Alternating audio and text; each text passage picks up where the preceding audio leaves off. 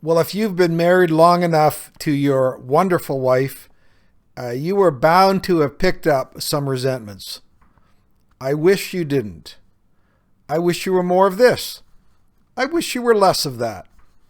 Why do I have to? Why do we have to? None of you have ever thought these kind of things, right? Busted. Well, today on Finding Traction, we deal with the topic when resentment comes knocking on your door. Welcome aboard. Guys ready?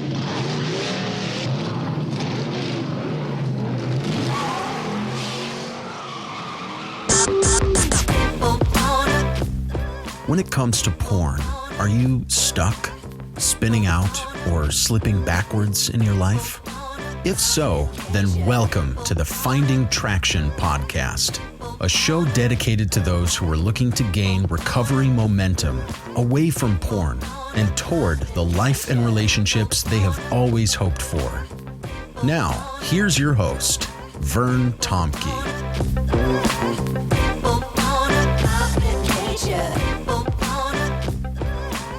Well, it's great to have you on board. Welcome to Finding Traction. This is the podcast, like the introduction says, that we are helping guys move towards a brand new life. And as I usually start out, let me just say that I love to connect with you. I love to help guys. And if you want more information about the Finding Traction course, I've recently finished a brand new quarter 1. We have a 52-week video lesson that you can subscribe to. It's on the bandofbrothers.care website. And each of the video lessons is about 15 minutes long, followed by some worksheets that you can apply the material to. And we've got guys doing that where essentially they work with a group of guys. I've got some guys that do it individually or do it with one or two other accountability buddies. So if that interests you, check out the website, and under the Finding Traction banner, essentially, you can find out, and you can actually observe and watch the very first lesson called Houston, We Have a Problem. That's lesson 1. So again, if you want to connect with me or ask some questions, my email is bandofbrothers.care@gmail.com. All right, well, let's get back to this idea of what do we do when resentment comes knocking? Now, let me just say this. Couple resentment is a big thing. And I think it's a common thing. I think every couple and every individual in a longer term relationship struggles with some aspect of resentment. You know, it might mask itself as, well, I just wish things were different in this area or that area. But over time, I have found that some of those kind of innocuous statements can settle into resentment. Let me also say this. I think resentment and discontentment, they hang out in the same and on the same playground. I think those two are very closely linked. If you have someone who struggles with resentment, they also struggle with discontentment. Or if you have someone who struggles with discontentment, resentment is not far around the corner. The next one is this. Resentment, and I would say its cousin discontentment, are highly correlated with our porn struggles. Most people who struggle with porn, especially those in a relationship, also struggle with resentment. In fact, I would say that the vast majority of guys that I work with that are trying to remove porn in their lives, if I ask them, do you find that you struggle with resentments? Almost all of them come clean and say, yeah, I do struggle with resentments. It's incredibly common. And let me just ask this question in terms of your own self-awareness. Take a watch. Watch when you are feeling particularly resentful. I will bet that at those times, you will find that your porn threat level often becomes a lot more pronounced as well. I think those become highly related. Of course, we know that porn over time, it inflates our resentments Because the reason is because it's based on comparisons. And porn only adds to the problem of resentment because it's based on fantasy, again, based on comparison. And what happens when we come back to our real world, we find our disappointments, our discontentments, and our resentments there waiting to greet us. And that's why I think discontentment is such a close, is always in close proximity to a lot of addictive behavior such as porn. So that, I would say, is the bad news. But here's the good news.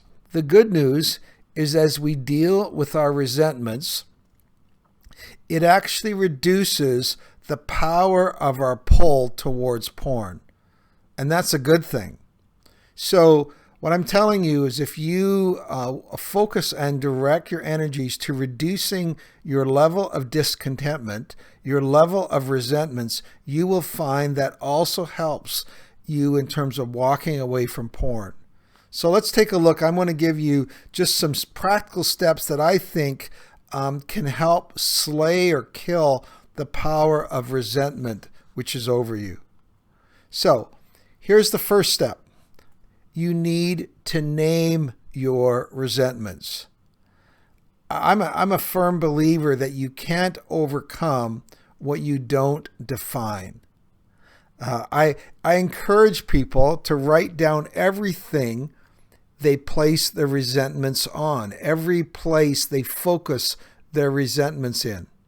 You know, wife not into sex like you want, write it down. You know, wife is always on you about the state of the lawn, write it down. Your wife doesn't sufficiently cheer hard enough for your football team, but she's actually a closet Packer fan, write it down. There's no personal thing there. Right? Now, of course, your resentments can focus a lot more than just on your wife. It could be your kids. It could be your place in life. It could be your boss, your coworkers.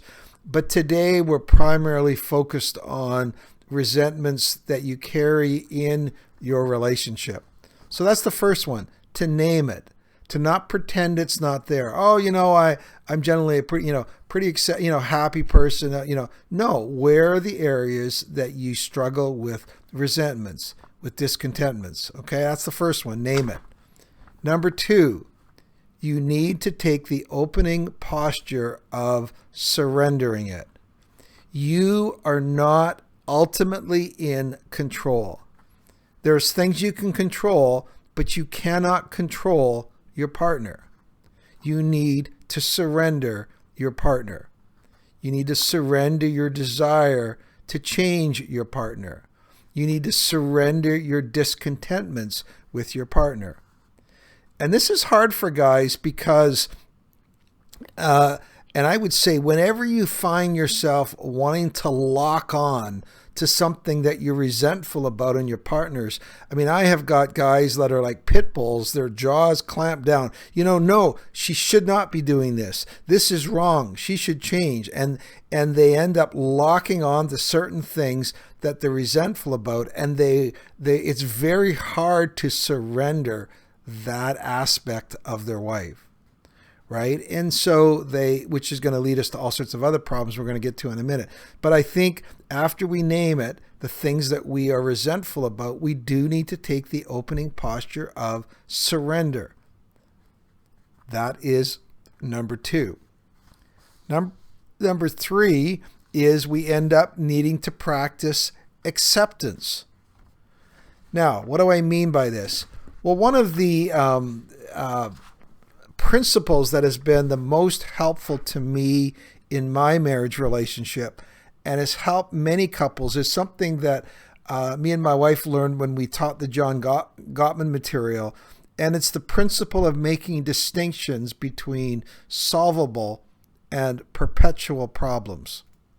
Now, solvable problems are usually really clear. They're really specific.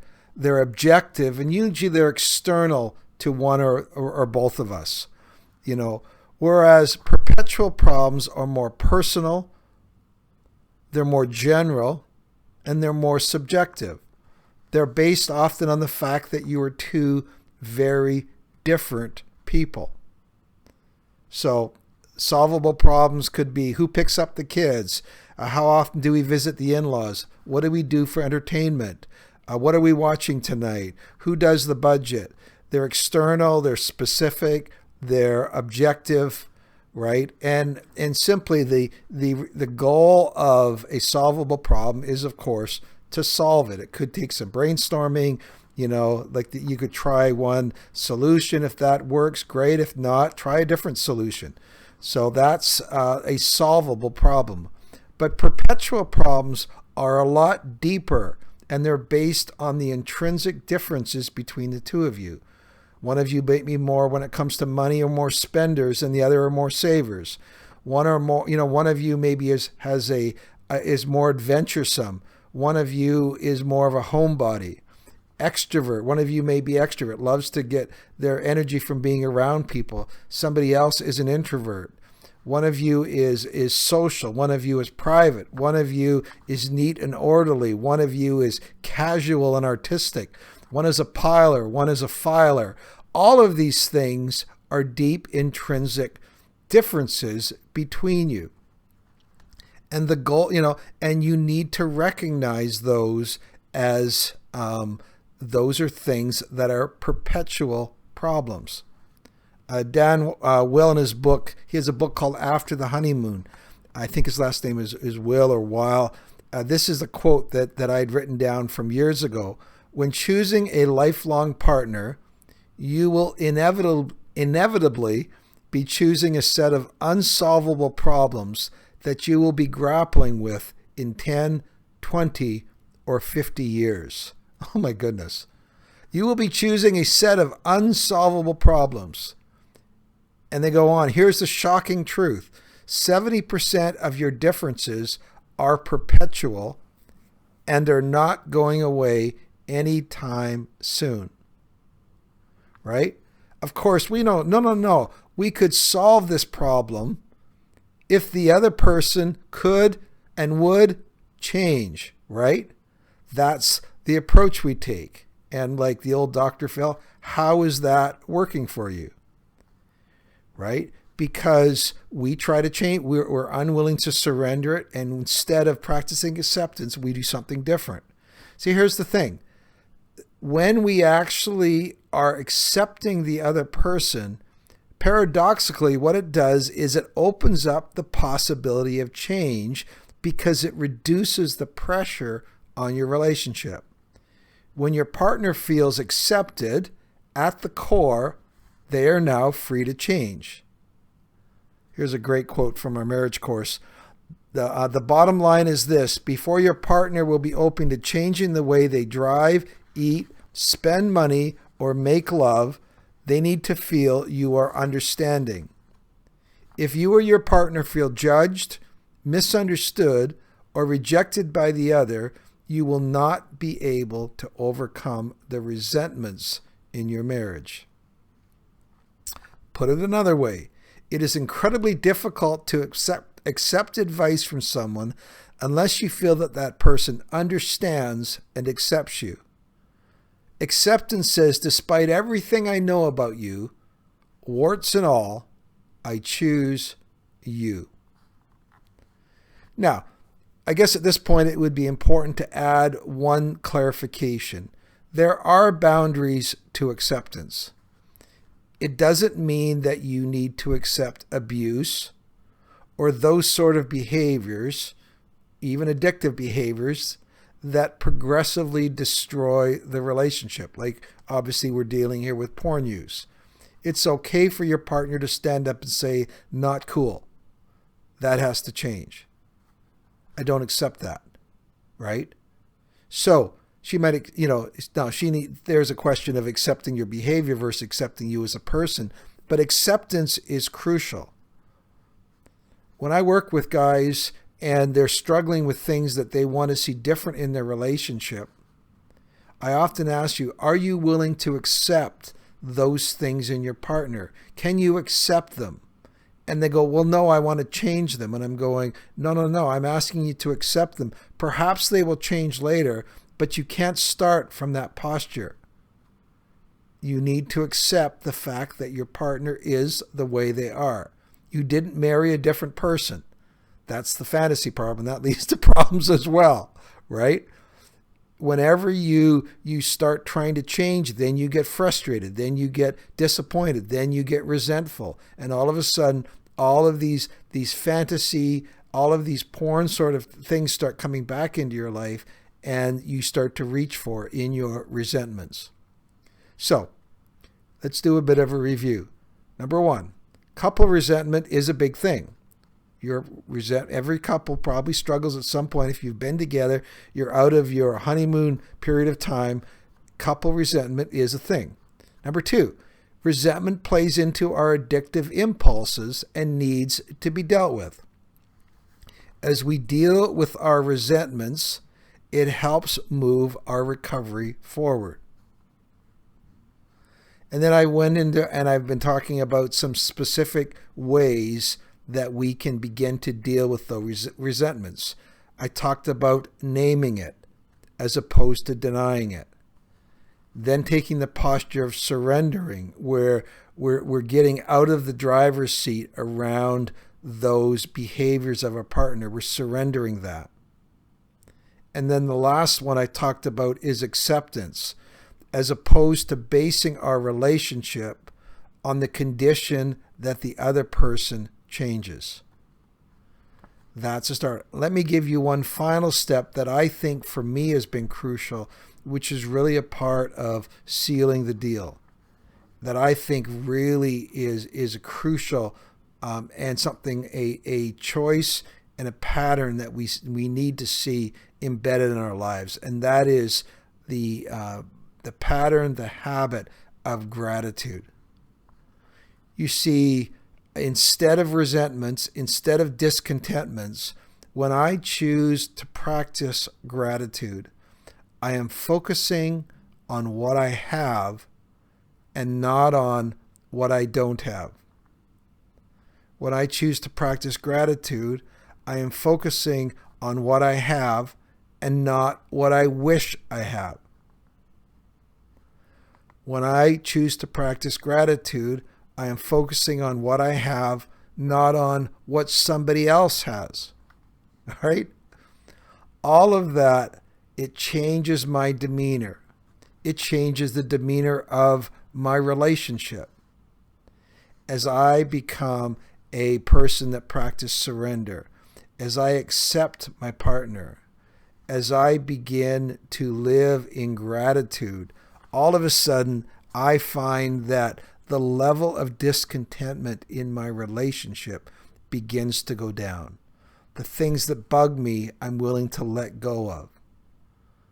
And as I do that, all of a sudden I find some of those addictive impulses that I went to in those feelings of discontentment and resentment, all of a sudden some of the power of those is taken out.